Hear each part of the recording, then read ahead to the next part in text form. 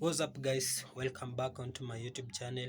My name is Joseph Malika. Kindly, if you're watching me for the first time, remember to subscribe, like, share and also comment.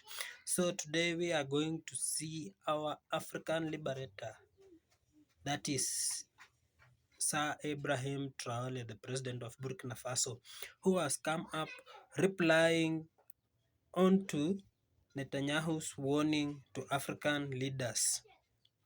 Ibrahim Traore has come up saying that it's time we say no more to exploitation of African countries' resources. Let us make use of our resources.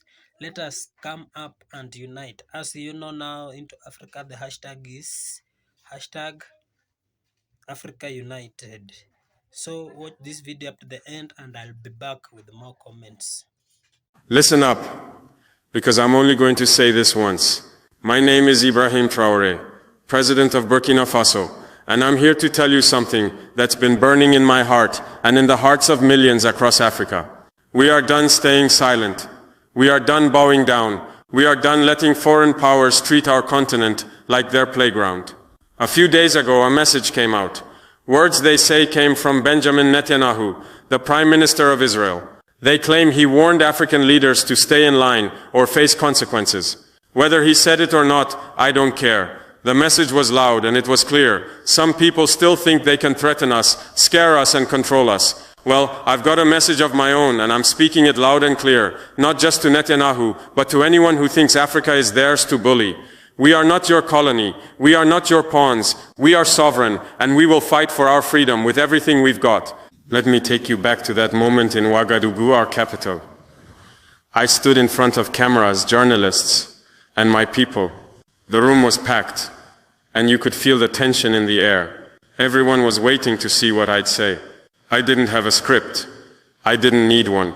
When you're speaking the truth, the words come straight from the heart. I looked into the camera, and I spoke directly to Netanyahu. I said, we are no longer colonies. We are sovereign nations. If any foreign leader thinks they can threaten Africa into submission, they are gravely mistaken. The room went quiet. You could hear the weight of those words settle over everyone. But I wasn't done. I leaned forward and said, let me make this crystal clear to you, Mr. Netanyahu. Burkina Faso does not answer to Tel Aviv. We don't answer to Washington.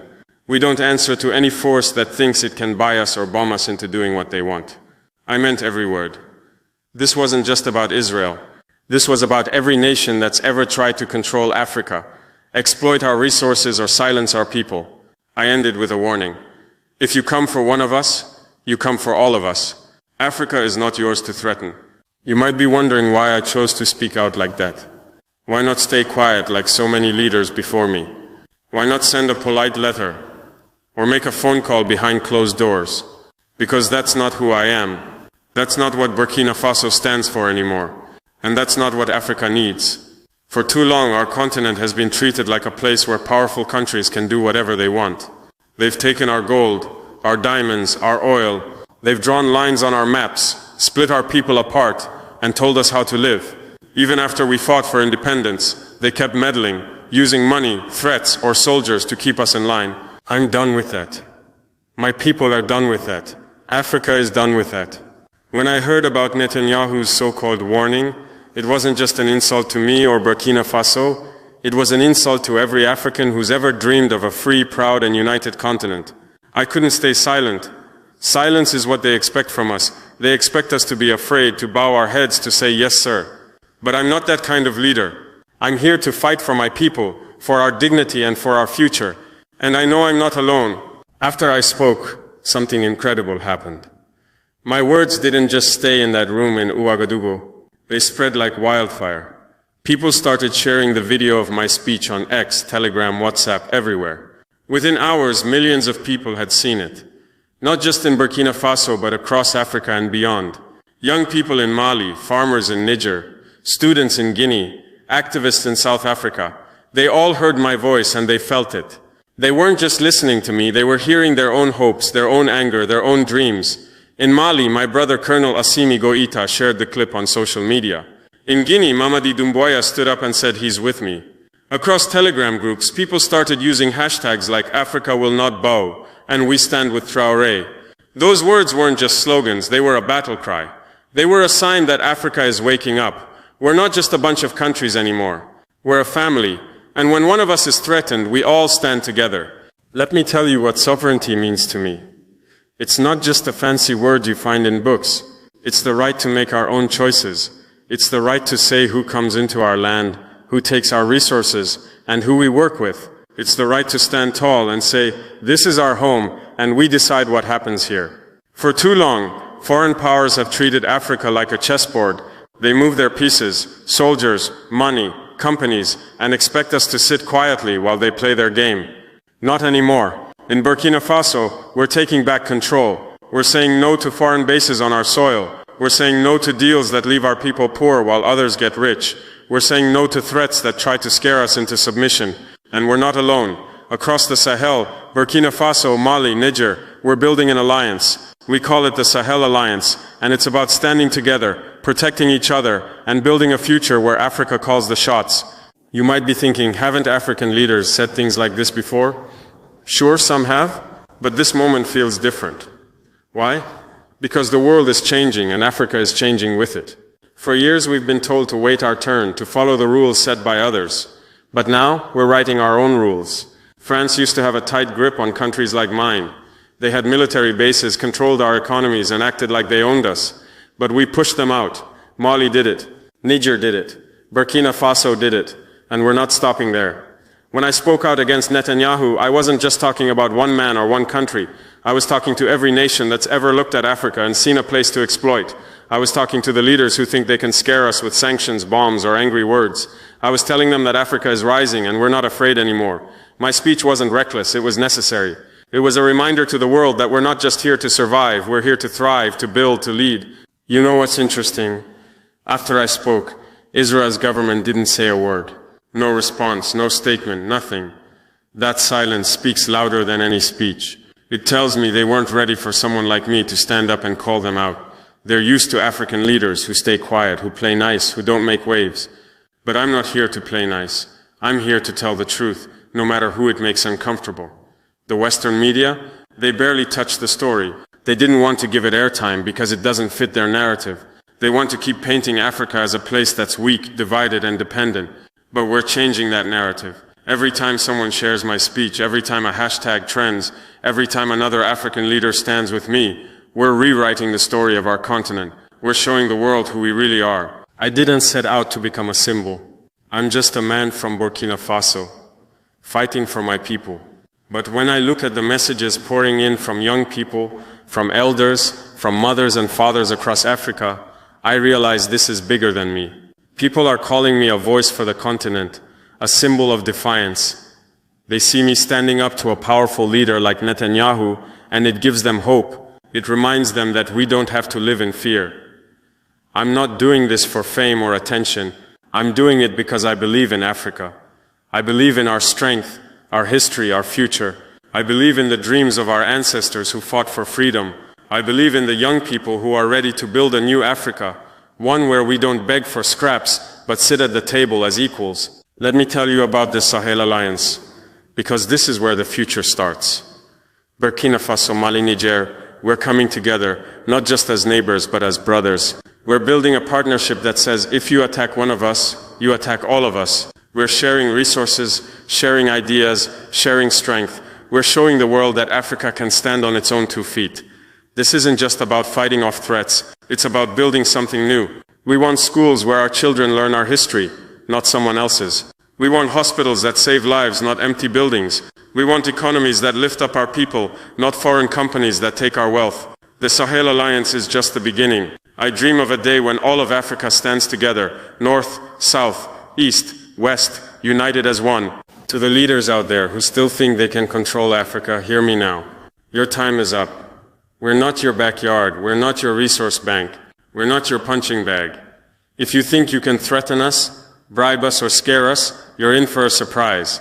Africa is waking up, and we're remembering who we are. We're the children of kings and queens, warriors and builders. We're the future, and we're ready to fight for it.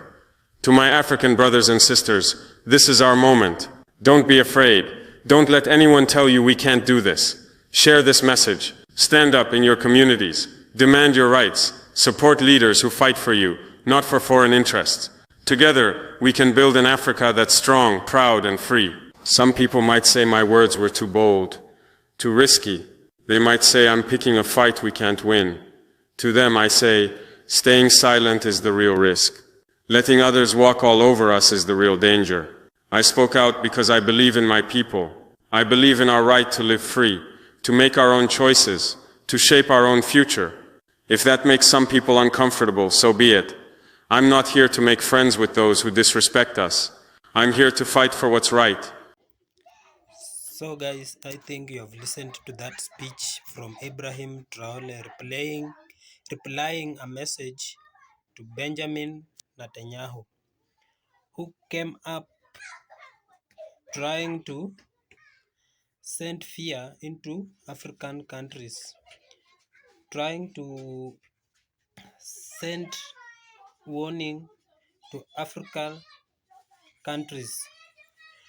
But Ibrahim Traore, a fearless leader who has come up replying the message, telling Netanyahu that Africa has waken up. Africa is no longer still the fearless continent that used to be. Africa has come up fighting for its rights. African countries have come up fighting for their own resources. Africans, they are now uniting. As you can see, people have started using hashtag Africa United. That is really, really right to me, because unity and determination is building Africa. You have seen Ibrahim Traore has come up saying that when you fear, you are building up a very strange defense that you will never defeat. But silent, if you stay silent, you will be defeated. The best thing is to speak out, and once you speak out, you are also sending back or replying to the warnings people give you, and it will be seen as protection. It will be seen that you are also ready to anything that can happen. So I really like Ibrahim Traore because he's not that silent leader like other African leaders who stay silent and bring their countries into danger. Ibrahim Traore is fighting back for his country. He is fighting for his people. I really love the Africans because they have waken up and they have realized that the Western countries